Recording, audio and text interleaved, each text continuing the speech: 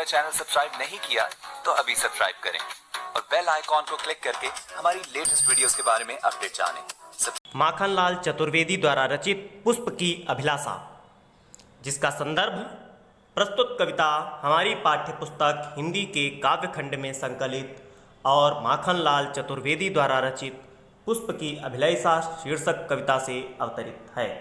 यह कविता चतुर्वेदी जी के युगचरण नामक काव्य संग्रह से संग्रहित है।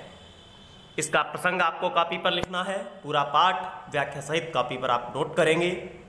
प्रसंग है, इन पंक्तियों में कवि ने पुष्प के माध्यम से देश पर बलिदान होने की प्रेरणा दी है। पुष्प कहता है, चाह नहीं मैं सुरबाला के गहनों में गूंथा जाऊं, चाह नहीं प्रेमी माला में बिंध प्यारी को ललचाऊं। पुष्प कहता है कि चाह माने इच्छा, मेरी यह इच्छा नहीं है कि मैं सुरबाला अर्थात अप्सराओं के गहनों में गुथ जाऊं, अर्थात मैं उनका गहना बनूं। चाह नहीं प्रेमी माला में बिंध प्यारी को ललचाऊं। पुष्प कहता है कि मेरी यह भी इच्छा नहीं है कि मैं किसी प्रेमिका के माला में गूंथे जाने पर उसे मैं प्रसन्न करूं। चाह नहीं सम्राटों के शव पर हे हरि डाला जाऊं।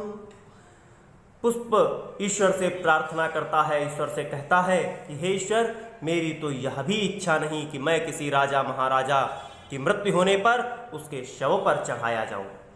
चाह नहीं देवों के सिर पर चढ़ूं, भाग्य पर इठलाऊं।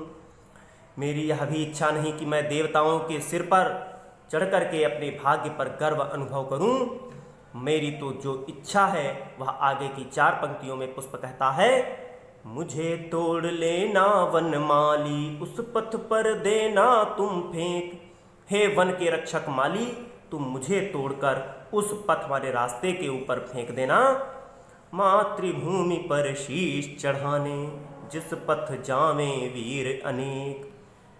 अपनी इस मातृभूमि भारत भूमि पर सिर चढ़ाने के लिए जिस रास्ते से अनेकों वीर जाते हैं और शहीद होते हैं, ऐसे उस रास्ते पर आप मुझे तोड़कर चढ़ा देना, जिससे मैं प्रसन्न हो जाऊंगा।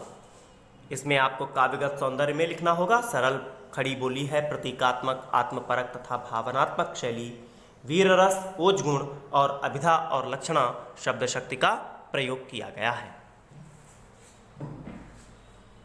इस वीडियो में से आपको पूरा पद अपनी कॉपी पर नोट करने के साथ साथ अपने सभी मित्रों को शेयर भी कीजिए और अगर कोई दिक्कत है तो आप हमें कमेंट बॉक्स में बताइए। धन्यवाद। जय हिंद।